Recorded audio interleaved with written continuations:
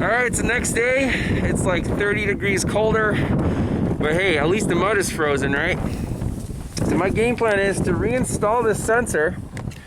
And now that means screwing it in all the way and backing it out 2 turns. Not an exact science, but get it close enough to the flywheel. And now it's clean. And with the correct gap, hopefully the sensor itself will work. Before plugging it in, I want to get the scope on the signal wire and turn the machine on and see what the signal wire is with the sensor unplugged. It should be high, as we proved with our bench test.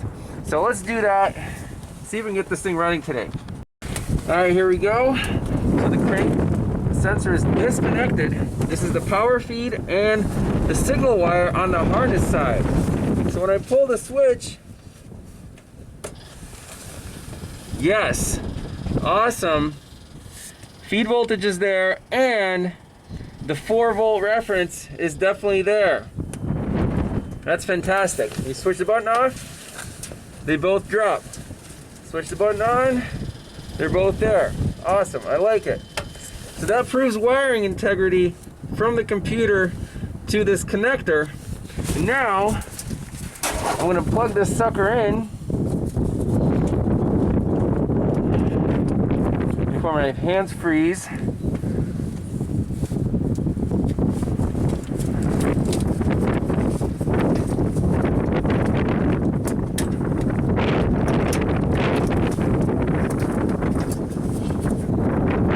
Okay, it's clipped in. Now, when we pull the start button, it stays at 0. So the crank sensor is definitely connected. Let's crank this thing over, see if it fires up, and if we have a crank signal. We do not have a crank signal. Well, isn't that strange?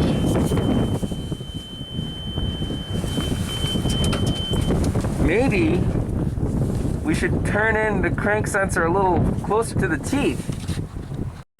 So why the heck are we not seeing a signal?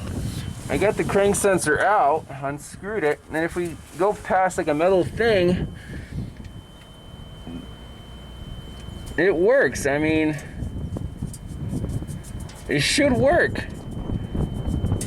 Now I want to do that while cranking and see if the voltage is too low or something. So I manually, mess with the sensor while cranking, and it still produced a signal. So there's something up with the gap or its sensitivity to the flywheel teeth, because the sensor itself seems to be working. All right, I closed the gap some more. Yay, we have a crank signal finally. Wow. So basically all the way in, and then like half a turn out, not 1 or 2. So that seems to be doing the trick. All right, I got the Noco hooked up. Let's see if this thing will fire up. It's getting cold.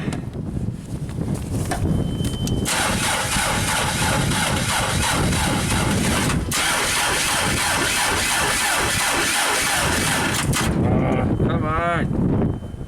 Battery's dead. All right, one last try, and this thing's getting a new battery. I'm tired of this.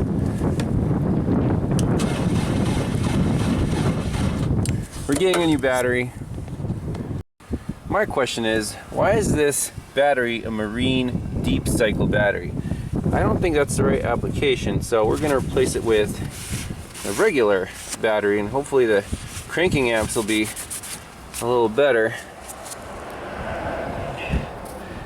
Cold cranking amps, 500, but I don't think it's meant to be in this environment for a regular engine. All right, new batteries installed. Moment of truth here.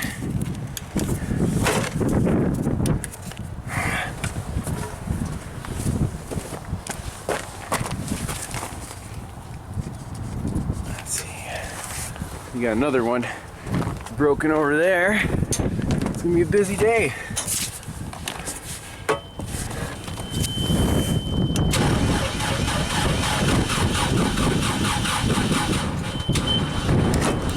Oh, come on. Come on. Start up. Is the battery discharged? Do a voltage measurement. It says 12.5.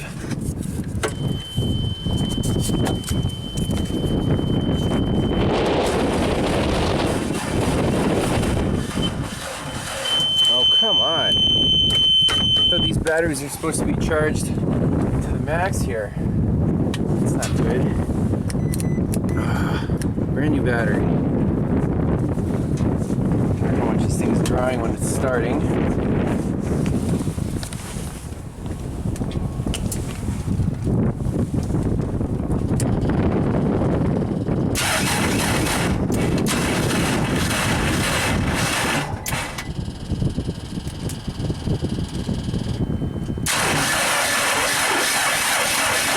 Over 400 amps? Get out of here.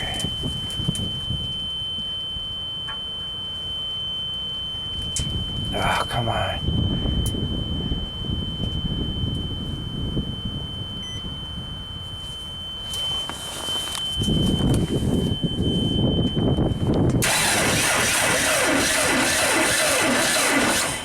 That's insane. Why is it started drawing that much current? Is it like flooded out?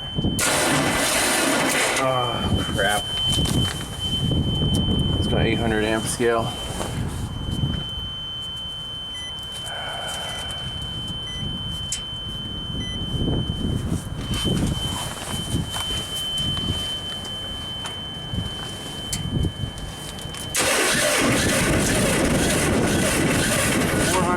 Amps, that's way too much for the starter. The engine might be, I think it's seized up, but it's flooded out. Oh my gosh. Where's the oil dipstick on this thing?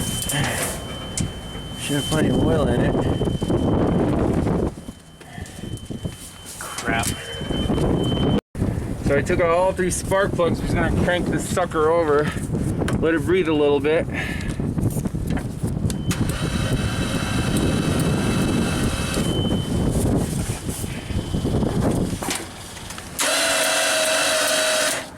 Definitely a spark.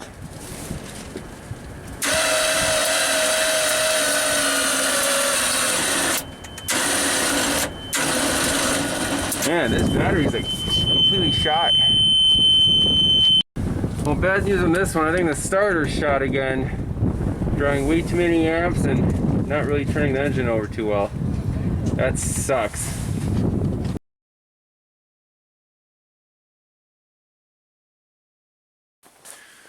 Alright, so we got the new crankshaft position sensor in for the JLG MRT 260 scissor lift. Now, from last time we reinstalled the old one and gapped it really close to the teeth and it seemed to work.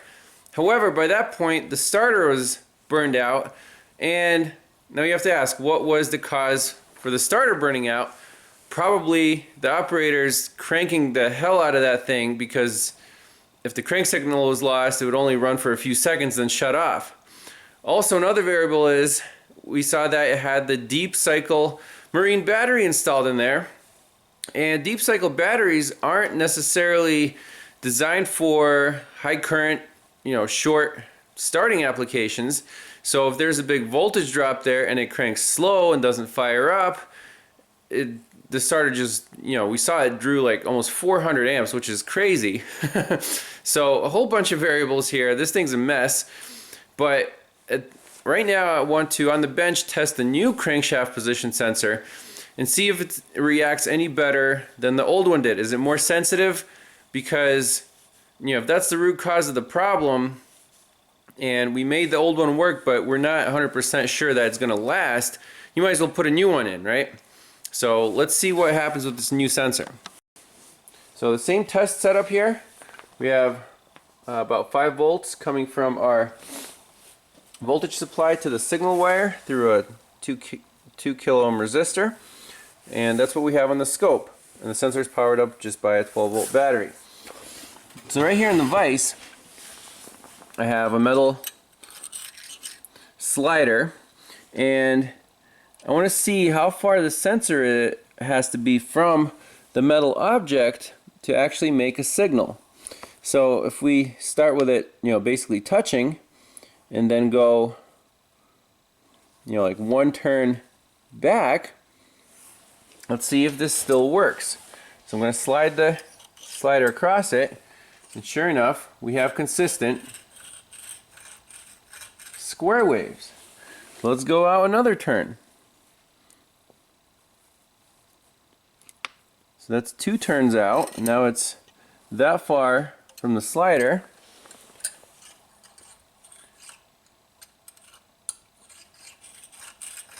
And it's still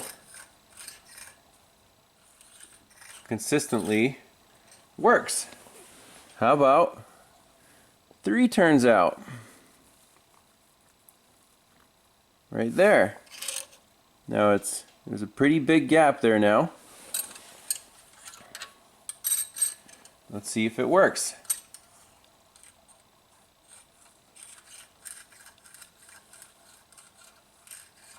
No, so 3 turns is too far. Does not work. So back to 2 turns.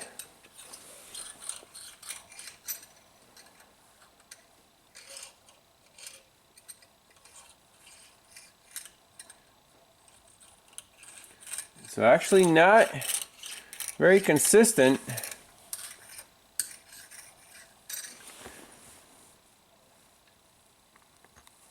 Back to 1 turn, small gap, and we have a good signal. Okay, so it looks like the spec here, if it's 1 turn, that might be like 1/8 of an inch. So that's the desired gap for this thing, and the old one didn't seem to be that much worse. So what would you do in this case? I mean, replace everything, crankshaft position sensor, already put in a new battery, starter is on its way, charging for everything, and say, this crank sensor is getting a little weak, the gap was too big, it caused the stall condition, it was cranked over too much by the operators. I mean, it still kind of worked the first time we looked at it, but a week later it cranked really slow and drew way too much current. And then the battery. So this kind of situation is just not just one clean diagnosis, one clean part replacement. It just starts snowballing, but end of the day they just want the damn thing to run. So that's what we're gonna do. Go back on site once we get the starter, fix the thing up, make sure it runs well, and this should be fixed.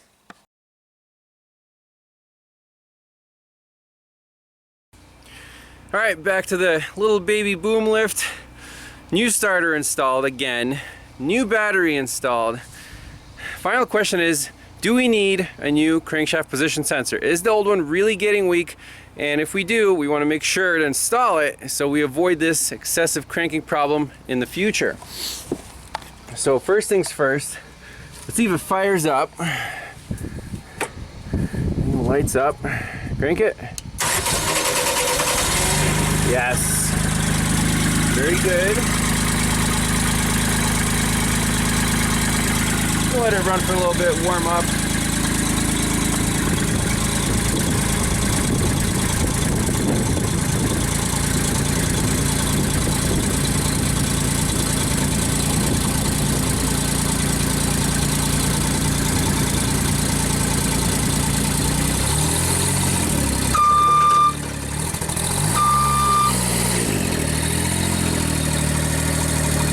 Work okay.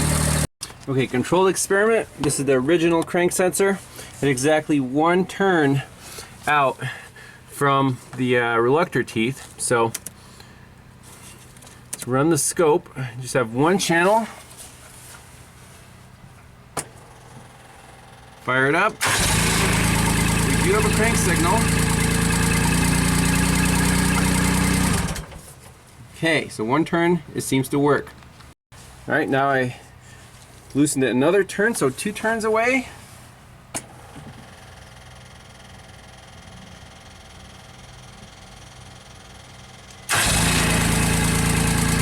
And it works.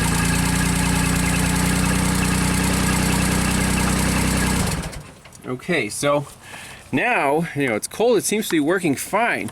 However, last time, remember, we had to go in more, or like back it out like half a turn in order to get a signal. So I don't trust this sensor. We're putting in a new one, we're backing it out 1 turn, and we're gonna call this thing fixed. All right, old sensor's out, new one's in, 1 turn out. Scope is rolling.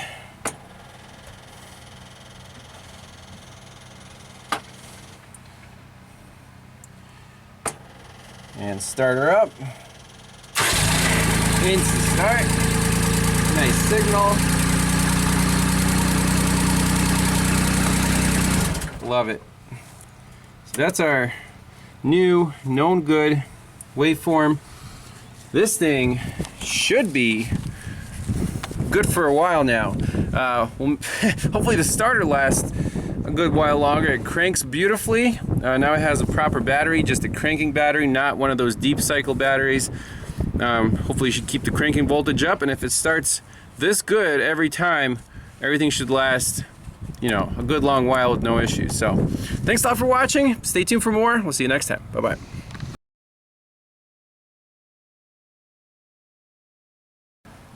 Well, little bonus footage here. So I started up, took it for a test drive, then the RPM started going up and down, up and down.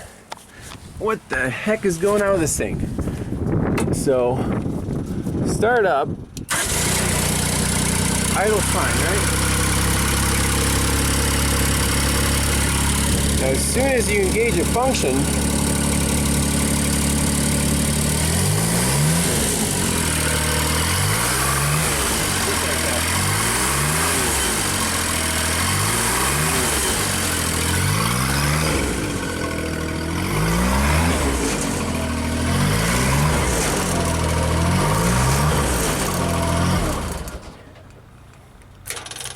try from the ground controls. Starts beautifully. I like that.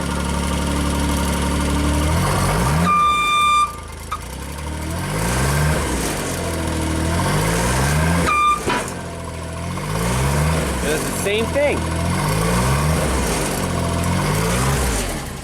Is that due to the new crankshaft position sensor? Great question. What I want to do is plug in the analyzer into the control board and see what the RPMs do, and see if the desired is, wonky or something, but we're still not completely done here. All right, so our scanner hooked up. Let's see if we can put this somewhere where the glare is a little better. Actual speed 0. So fire it up.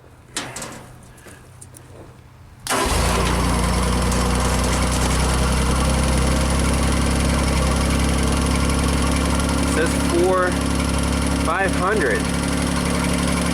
Now, what is the desired speed? Desired speed is 1500. What the heck is this? So now, if we activate something, let's look at our target speed.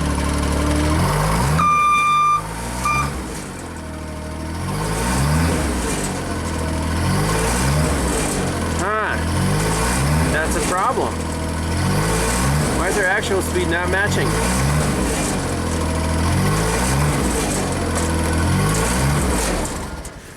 So that's cool. We know the reason for it, but why is our waveform messed up? Do we need to turn the position sensor out more? I mean, it's indicating a slower speed than our original sensor indicated. So if we actually save this file here, so open CKP good, new CKP rather.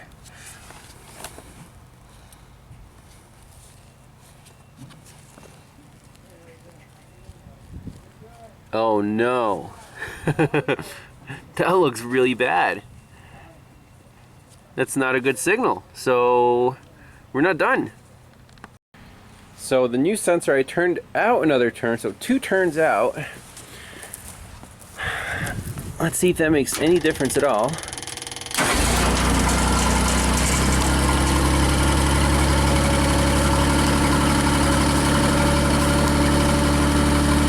Okay, look at that. Our engine speed is showing appropriately now.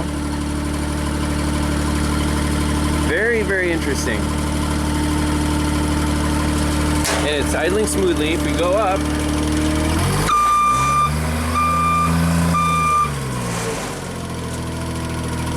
down.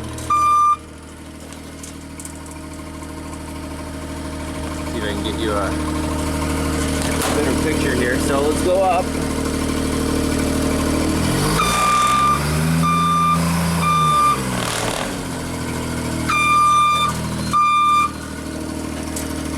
I like that a lot more. So believe it or not, that gap can also be too small. I thought, you know, the further in it is, the better off you'll be, but that's not the case. So the old sensor was indeed failing, and we needed to really slam it really close to the reluctor teeth to get a signal, but on this one, it actually needs to be 2 turns out. Then it'll work much better. So, a little bonus footage, double check your work, verify your repair, very important. And see you guys next time, bye-bye.